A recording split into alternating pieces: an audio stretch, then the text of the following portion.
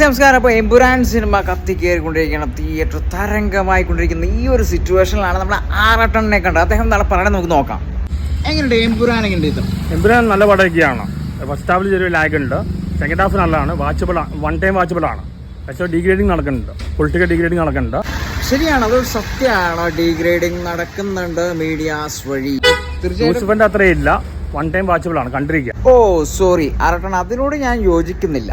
തീർച്ചയായിട്ടും മീഡിയയിൽ ഒത്തിരി വിവാദം ഉണ്ടാക്കിയിട്ടുണ്ട്. ലാലേട്ടന് വളരെയധികം ഡയലോഗ്സ് കുറവാണെന്ന് പറഞ്ഞു. അതും കുഴപ്പമില്ല, അത് അഭിനയമാണ്, അത് സ്റ്റൈലിഷ് ആക്ടിംഗ് ആണ്. ഡയലോഗ് അത്രയും കുഴപ്പമൊന്നുമില്ല. പടം ഒരു ചെറിയ അബദ്ധം പൃഥ്വിരാജിന് പറ്റി പൊളിറ്റിക്കൽ ഇതുകൊണ്ടാണ്. സത്യമാണ്, ഒരു 85% പ്രേക്ഷകർ പറഞ്ഞൊരു കാര്യം തന്നെയാണ്. തീർച്ചയായിട്ടും ഹെവി ചിത്രമാണ്, ഇംഗ്ലീഷ് പടം പോലെ തന്നെ. ടൈം ഡ്യൂറേഷൻ കൂടിപ്പോയി, 3 മണിക്കൂർ കുറച്ച് കൂടിപ്പോയി. പക്ഷേ പടം കണ്ടിരിക്കാം. ഈ പറയുന്ന പോലെ മോശമൊന്നല്ല, ഡീഗ്രേഡിങ് നല്ല രീതിയിൽ നടക്കുന്നുണ്ട്. പക്ഷെ അവർക്ക് എന്തായാലും കാശ് കിട്ടും. റിലീസ് ബിസിനസ്സിലും മാർക്കറ്റിംഗ് അതുപോലെ ചെയ്തിട്ടുണ്ട്. അവർക്ക് എന്തായാലും പൈസ കിട്ടും. തുടങ്ങാൻ പോവാണ് എന്തായാലും. ഇപ്പോൾ ആറട്ടണ്ണൻ എൻ്റെ പുറകിൽ നിന്നുള്ള ആ ഒരു വാഹനം ശ്രദ്ധിച്ചില്ലായിരുന്നെങ്കിൽ ഞാൻ പപ്പടമായി പോയേനെ.